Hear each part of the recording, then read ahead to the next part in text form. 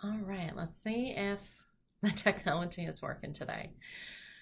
All right, everyone, welcome, welcome, welcome. All righty. We are here today to talk about efficient report writing. My name is Jenny Ponzurek, and my background's in the amazing world of school psychology. And we are in March. We are in what is typically referred to as March Madness in special education because this is typically a big crunch time for many people. So, wanted to share with you a couple of different tips here for efficient report writing, and then share with you, if you are looking for some more tips, how you can find those. So, let's go ahead and get started here. The first tip I have is for you to batch your tasks. And what I mean by this is that if you have a whole bunch of rating scales that are all the same, whether you're a fan of the Basque or the Connors or whatever you're using, if you've got a bunch of them, do them all at one time. Get all your Basque done first, then get all your Connors done. If you've got some WISP, some CTOPS, some TAPS protocols that you're just having this huge pile of things that you need to score, do them all at the same time. And the reason is, every time we have to switch back and forth between, oh, now we're scoring the Basque. Ooh, now we're getting on the Connors. Oh, now I got to do this. It takes our brain a little bit of time to go ahead and do that switch. But if we are just doing the same thing over and over and over again, it's actually more efficient for our brain. So for those of you who've got a lot of different kids that you're evaluating right now, and you've got some piles of protocols that are just stacking up there. Unless you're someone who, the second you get back, you immediately go score it. I know there's some of you out there like that. Good for you. For everyone else, I would put them in piles of alike protocols and score them at the same time. So that is tip number one. Tip number two, choose your ideal report writing time. Now, some of you have really worked hard to get some really great boundaries and that you do not bring work home in the evenings or on the weekends. And for those of you, high five to you. That is amazing. For a lot of us, especially when we are in crunch time during certain times of the year, even when we worked really hard on those boundaries, sometimes we might have to bring some stuff home. Or you are still working on getting your stuff done during your work hours. Good for you.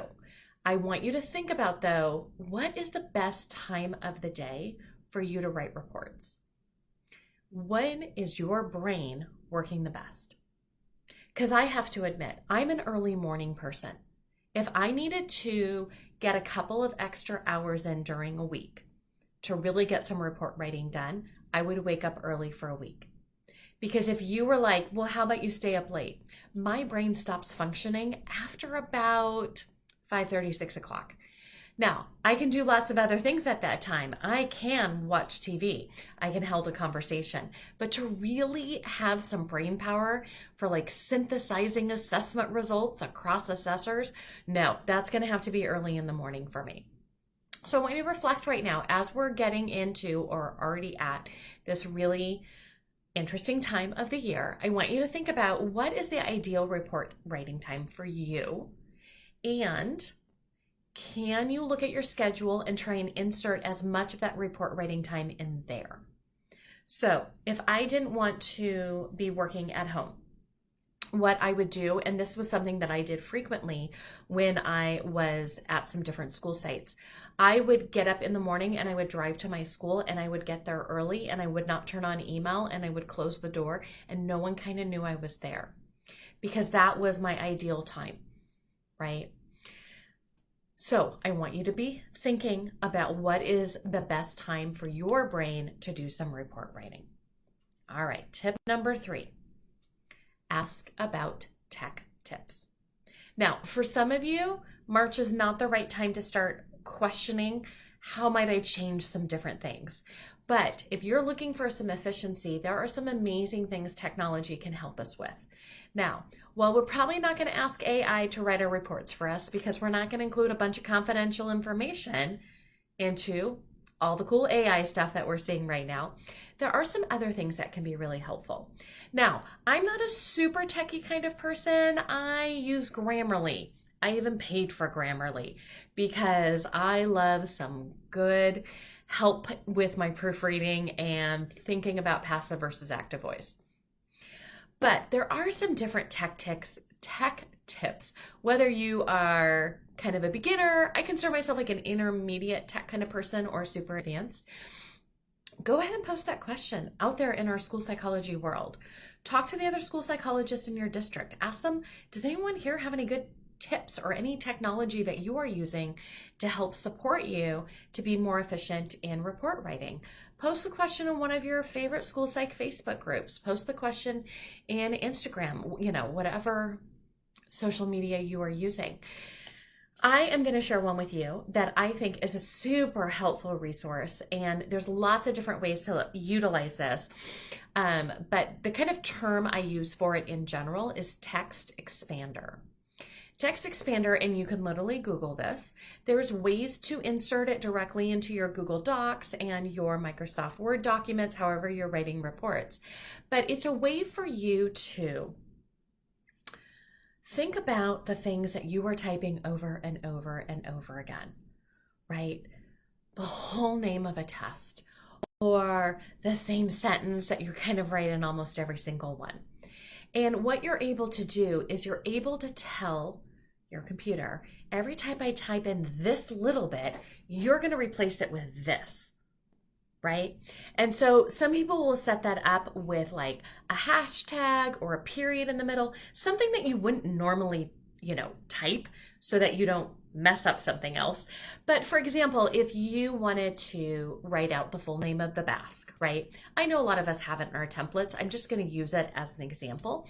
So instead of typing out the entire name, what you could do is you could type in hashtag BASC for Basque. And then if you have this set up ahead of time, your program automatically knows to change that to the full name. So I just want you to be thinking about, for those of you who haven't tried that as a tip yet, what might be some different ways to have that work for you, right? And maybe the next time you're writing that report, probably today, maybe tomorrow, you can be thinking about, as you're typing, kind of just start jotting down a list for yourself. What would be some examples of things that you just find that you are typing over and over again from scratch, that maybe you don't need to be doing that, okay? There are a lot of amazing tips that are out there for those of you who like to use technology to help support your efficiency. That's just one of them. There's a bunch more out there. There's lots of ways to get help and support in that area. Now, in addition to these 3 quick tips, and I tried to do it quick because we're talking about efficiency, so I didn't want to go on and on and on. I am hosting once again. This is the second time we are doing this. We call it the Spring Report Refresh. And it's going to be in 2 weeks across 2 different weeks in April. We're trying to figure out, because so many different spring breaks are happening. So we tried to figure out a time frame where most people would probably no longer be on spring break, because who wants to look at their email over spring break, right? So April 17th through the 28th, 10 days, we are going to send you a tip a day. You are going to get access to a quick video tip. By quick, we don't have a lot of time right now. In March, we don't have a lot of time in April either. So something super quick, just like I was doing in this video here with you today, okay? Now, we want to make this accessible for everyone. So it's super low cost. It's only $17 for you to be able to access it. And if you are already one of members of one of my communities, so I am the founder of the Prepared School Psych community as well as PSW Monthly.